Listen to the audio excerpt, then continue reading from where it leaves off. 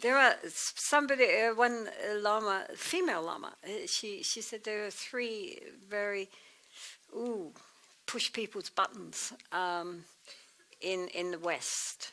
I forget what the third one was, but one was renunciation, and everybody stiffens up. Renunciation, surrender, that's another one. And I forget what the third one was. Discipline? Maybe, I forget. I can't, you could tell me and it could be true. I forget what the third one is. Was it discipline? Might be, yeah. Anyway, there are these three words which are red signals in the West. Everybody wants liberation, but you know, they want to take it all with them at the same time. And so the Buddha said, categorically, this grasping, clinging mind based on ego is the cause of our dukkha. So, the more we learn to let go, inwardly, open up, be more accepting, more content, more appreciative, and less centered on all our egoic conceptions and desires and ambitions, the happier we will be. Recently I was dealing in California, because I thought this is a great place to do this. There's this text called the Terigata, which is about, it's these verses written, well, not written, but passed down from the time of the Buddha by nuns. It's amazing that it took about 400 or 500 years before the Buddha's sutras were written down, that actually groups of monks must have been memorizing all these verses of these nuns to get to the point where they were actually written down. But they are nuns from the time of the Buddha. Many of them, most of them, I think all of them maybe must have met the Buddha. And some of them became nuns because of meeting the Buddha. Anyway, they all eventually attained to liberation. And so the verses and the stories behind the verses deal with their past their lives, why they became nuns. Some were princesses, some were very wealthy families, some were married, some were not married, some were prostitutes and courtesans, and all kinds of walks of life, who decided to renounce everything. And they really were renounced in those days. Really, really renounced. And became liberated. And again, the description is like of laying down the burden. Oh, what a relief. Now I am released. Now I am at my ease. Now, I have laid down the burden, etc. That sense of, just so, like you've been trudging along, trekking up a mountain, carrying, 25 kilos on your back, and finally you get to the lodge where you're going to stay, and you can put your backpack down, and that sense of ease and relief. That comes through in many, many of their verses. Just, finally got it. Based on this, why it was good in California, because it's all about renunciation completely, how worldly delights are nothing, they're like poison, and the unlovely aspects of the body, that beauty is only skin deep, right? That you take the skin away, and what have you got? you know, heart and lungs and intestines and, you know, what is that which is so adorable?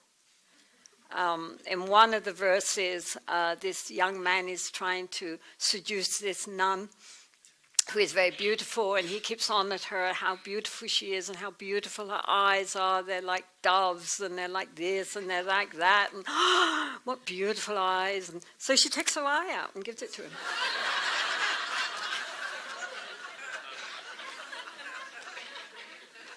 There you are.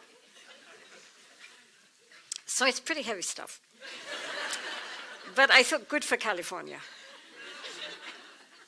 And I think people really enjoyed it, actually. I mean, it's very beautiful, actually, of these women, you know, and being able to really come into their own self and their own being and attain liberation. And how much the Buddha encouraged them. You know, he was very, very supportive of the female Sangha. So anyway, the point is that it's our desire, our sticky mind, which creates the problems. That the mind sticks to things. It's like Velcro. You know, it has all these little hooks and catches onto everything. And it's very hard. And we think that this is the cause of our pleasure. And we don't understand it's actually the cause of suffering. If we cling. It doesn't mean that therefore we only have to suffer in order to be liberated. It's not like that. That's not what he's talking about. If things are good, then that's fine. But if they're not good, that's fine too. That's the point. When I first got ordained, back in the early 60s, then I went to Thailand. And I met this Thai princess. And so she took me to her summer home, which was, they had this private beach leading down with the, you know, palm trees and silver sands. And I had this house, this beautiful polished teak house in the middle of a lotus pool and 3 servants. And I just got ordained.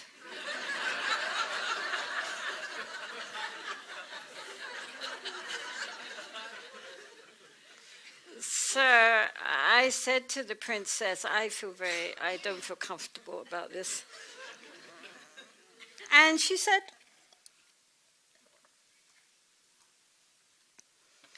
what? You didn't ask for it? It's come to you? It's not going to last forever? When things are nice, that's good. And when things are not nice, that's okay also. She's my teacher. She was a lovely, lovely woman. But it's true.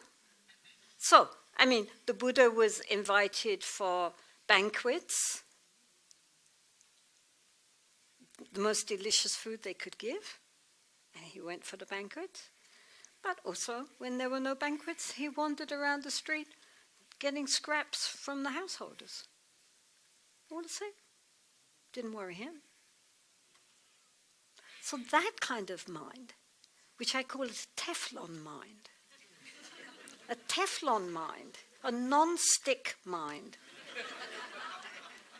this is what we need. Right? Then whatever happens, it's okay. When everything comes together and we have nice things happening and good things to eat, nice things to wear, nice places to live, you know, that's nice. But then when we don't have those things, when we have not nice things and difficulties and problems and, you know, things are not come together, that's okay too. Then if our mind doesn't get stuck, because people also can get stuck the other way. I mean, I know people who feel very happy eating in very grungy places, but feel very uncomfortable eating in nice places. So that's also an attachment, right? You're being attached to being unattached.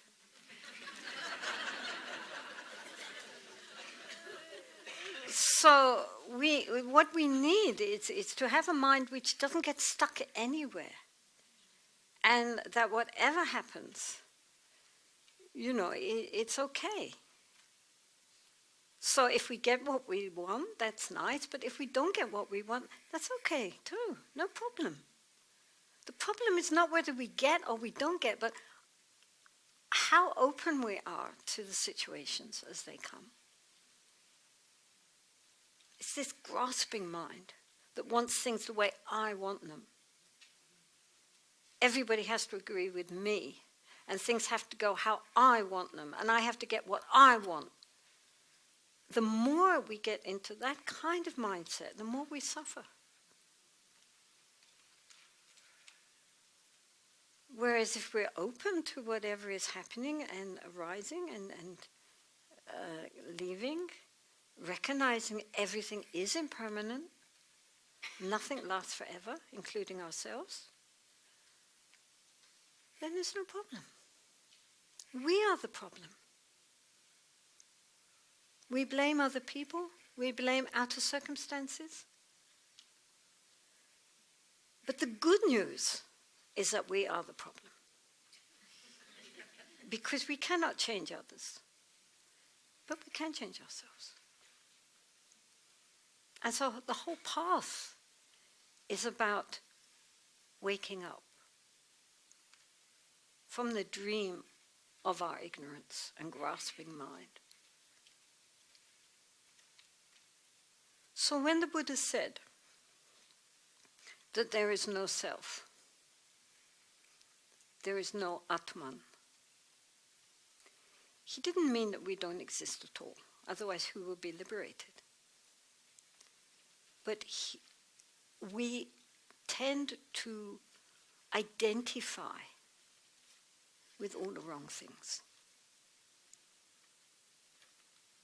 This is why we suffer. Because the very ego, which we identified with this sense of I,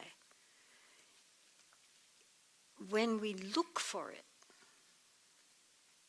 can never be found.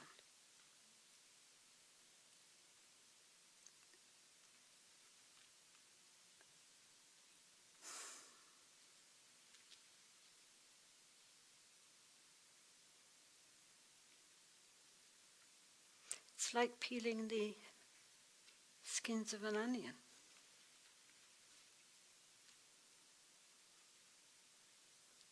Layer after layer after layer. But there's no core.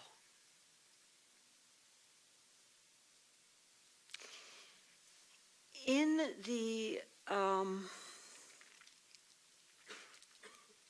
Chittamatrin system of Buddhist philosophy, which was especially espoused in the 4th century, 3rd and 4th century AD, by Asanga and his brother Vasubandhu. It's also called the Yogacara school. They posit 8 consciousnesses. There are usually in Buddhist Abhidharma, in the philosophical texts, 6 consciousnesses, the 5 sense consciousnesses and mind consciousness. But later it was recognized, well, if our mental consciousness is momentary, which it is, moment to moment to moment to moment to moment, where is memory? If each moment arises anew, then how do we know what we did the moment before? How do we know what we did this morning, last week, last year, past lives? Where is that stored, our memory? I memorize something today, hopefully I'll remember it tomorrow. I mean, all the sutras were memorized for hundreds of years. Where was that stored? All our karmic seeds, where do they go? If it's moment to moment to moment. So, they posited the concept of 8 consciousnesses. The sixth, mental consciousness, the moment to moment to moment. Then the eighth consciousness, which is called the alaya vijnana. Alaya means a store. So you get Himalaya. Himalaya means a store of snow, right? So the Himalayas are a storehouse of snow. So this alaya vijnana, vijnana meaning consciousness, this store consciousness, in Tibetan was not translated as store consciousness, it was translated as kunji, which means a basis, a substrata consciousness, like the unconscious sort of in psychology. This level of, like the bottom of the ocean, everything falls down eventually and sits at the bottom of the ocean. It's vast substrata of consciousness, which stores all the karmic seeds and all our memories. So this vast open consciousness, which is normally, unless in very deep meditation we do not access it, but nonetheless it is constantly interplaying with the sixth consciousness through the seventh consciousness. Right? You've got the sixth consciousness, which is our everyday conceptual chatter, and then this very deep level, which stores all our memories and all our karmic seeds. And in between that, so here's the mind consciousness, here's the alaya consciousness, and intercepting between those are the seventh consciousness. Now this seventh consciousness is called the Krishna Mano Vijnana, which means the afflicted mental consciousness, the seventh consciousness. And that is said to be where the idea of an ego consciousness exists. It links between the surface consciousness, which after all is moment to moment to moment, so where's the ego, and the deep substrata consciousness. And because of it connecting the substrata consciousness with the surface consciousness, our mental consciousness, it gives the idea of some body behind it all. Do you understand? Which is what we all think. Behind it all, there's me, right? And so from the point of view of the Chittamatra school, the Yogacara school, that is how it comes, that we get this mistaken idea that there is some body behind it all running the show. It's this interconnection between the deep substrata consciousness and our surface consciousness. And it's called a Klishta Manovijnana, an afflicted mental consciousness, because it's combined with ignorance. We think that this is something, this is me, this is the ego. But the ego doesn't really exist as in the way that we perceive it to exist. So it's therefore an afflicted consciousness. But at the same time, it is karmically neutral because the ego in itself can do good things as well as bad things. The ego isn't all bad. The ego can be very useful. After all, who wants to overcome the ego? The ego. Right? I mean, who is aspiring to go on the spiritual path and learn how to meditate? I am. Right? So the ego is not good or bad, it's how we use it until it can be seen through. And even then, the Buddha himself said, I too use conceptual language, meaning I remember when I was a prince living in my palace, he would say, that's the ego. He said, I too use conceptual language, but I am not fooled by it. And that's the difference, right? So even people who have seen through the delusion of a separate individual self-existent self still can say I. In fact, it's very pretentious to say this body, right.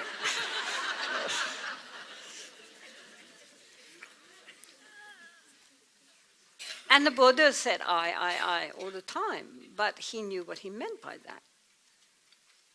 So, I mean, that's the point. The ego, in the beginning, I mean, also in Buddhism, when one starts to meditate, for example, the practices on loving kindness and compassion are sent first to ourselves and then to others, people we love and people we don't love. But we start with ourselves. Well, we're obviously sending it to our ego to make our sense of self healthy and well balanced in order to walk the path towards the dissolution of the ego. In order to dissolve the ego, we need a healthy ego. Right? If we're psychologically very disturbed, or we have very low self-esteem, it's very hard to walk the spiritual path. It needs to be very courageous. Courage, strength is very much praised. Self-confidence, the belief that we can do. So first we bolster, and then we dissolve. Right? First we create a healthy sense of self, because if we have a healthy sense of self, we don't have to think about ourselves. If we have a very unhealthy sense of self, then we're always thinking me, me, me, me, me. Anyway, be that as it may.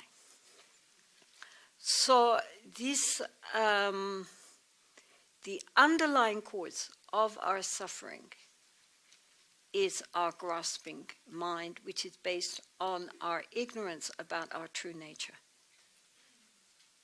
It causes a lot of suffering. You can see it all the time. The more we are attached, the more we suffer.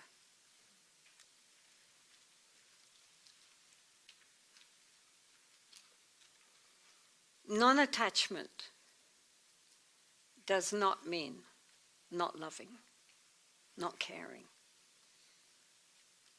The Buddha himself taught loving kindness and compassion and so forth, and he says just his example for loving kindness is just as a mother loves her child, her only child. That feeling of loving that being more than oneself, we develop then slowly outwards to encompass all beings in, love which is boundless. Unconditional love. Unconditional love means that we don't just love the people we love, we like, or who are close to us or connected to us, but that we feel this sense of genuine loving kindness and compassion to every being that we see. Because why? Because they're all in dukkha. And they don't want to be in dukkha. And we all have such potential. And we don't recognize it because we are identified with our little ego, which is the cause of our suffering. Right? So, this feeling of release, of letting go, of non-attachment. Non-attachment doesn't mean being detached in that sense of coldness and not caring. We're supposed to care. We're supposed to have compassion. We're supposed to have loving kindness. We're supposed to rejoice in the happiness of others. When something nice happens to somebody, then we rejoice. We're happy for them. All right, it's temporary, but so what? They're happy, and we're happy for them that they're happy. We're not jealous. We're not superior. Well, that's a minor happiness compared with genuine happiness.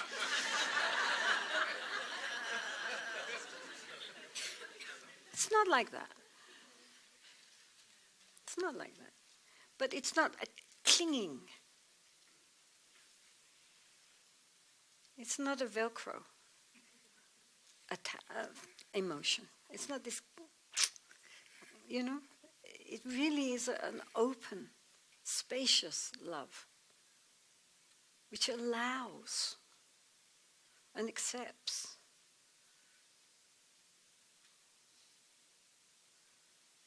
Then that doesn't cause dukkha. Otherwise, if we hold on and grasp and cling, since we're all going to lose, at some point we are going to separate. Then we suffer. But if we hold gently, with appreciation, then when it goes, we allow it. You know, it's like water. You know, if you want to drink water, if we take oh, look, water. God, I'm so thirsty. There's no water. If we want to drink from the water, if we want to drink from the stream, we have to hold it like this. So we create our own dukkha. Dukkha isn't something out there. Dukkha is in here. And it's caused by our clinging, grasping mind based on our fundamental misunderstanding of our true nature. So we suffer. We're sick. But the Buddha said, never mind. Yes, you are suffering. But fundamentally, we are perfectly healthy. Good news. This is not terminal. Fundamentally, we are all completely healthy.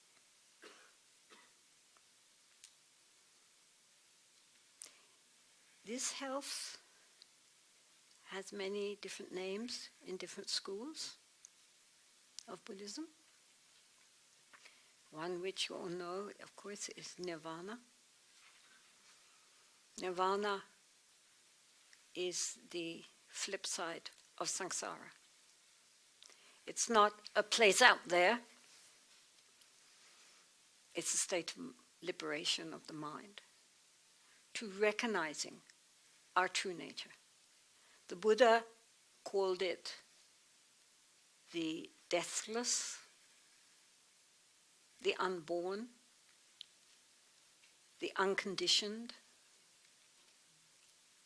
He said if there was no unconditioned, there would be no freedom from the conditioned, but there is the unconditioned.